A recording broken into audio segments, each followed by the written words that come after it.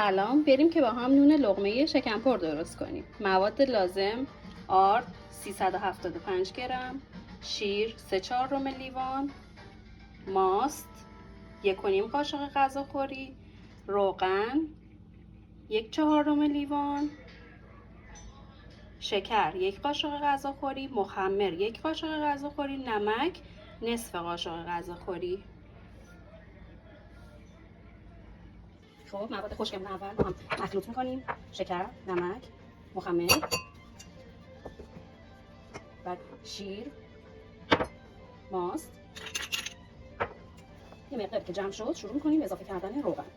بعد انقدر ورز میدیم تا یک بافت منسجم و خوبی به ما بده که به دستمون نچسبه.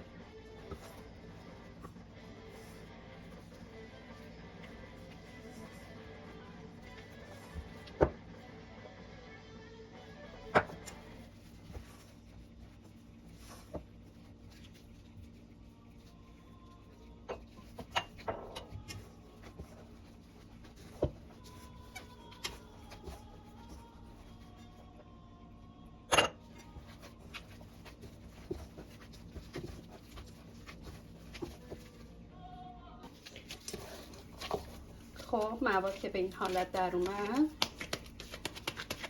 میذاریم توی ظرف، روش یه چیزی میپوشونیم 45 دقیقه تا 1 ساعت در این حالت بمونه.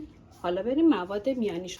خب برای مواد میانیش اسفناج رو تفت میدیم تا آبش کشیده شه، بهش گردوی خورد شده، پنیر خامه‌ای یا پنیر صبحانه، هر پنیری که دوست داریم اضافه میکنیم. چون پنیر خامه‌ای نمک نداره یه مقدار نمک هم بهش اضافه میکنیم.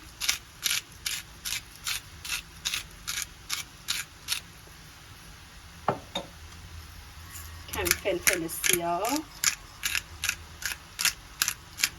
من روغن نزدم به اسفناجم که نونم خیلی چرب نشه.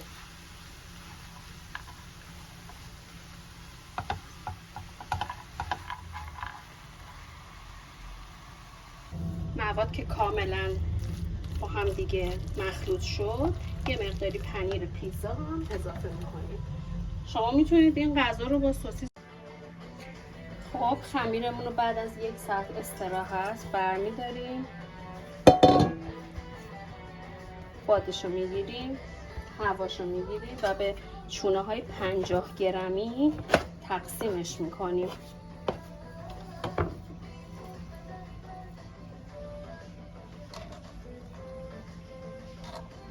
بعد 10 دقیقه خمیرا رو یه مقدار باز میکنیم.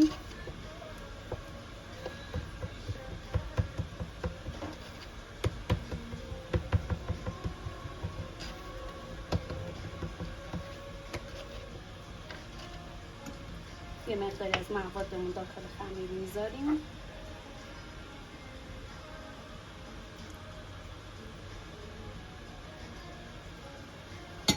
و خمیر رو به این صورت میبندیم.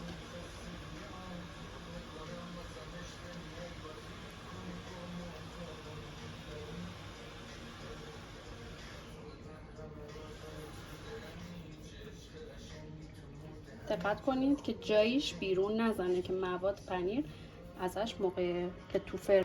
الان به مقدار سیاه‌دونه و کنجد و شیر نیاز داریم. اول همبرگرامون رو توی شیر، بعد داخل سیاه‌دونه و کنجد میقرطونیم. بعد که تموم شد در فر دمای 190 درجه به مدت 20 تا 25 دقیقه قرار میدیم تا کاملا برشته بشه.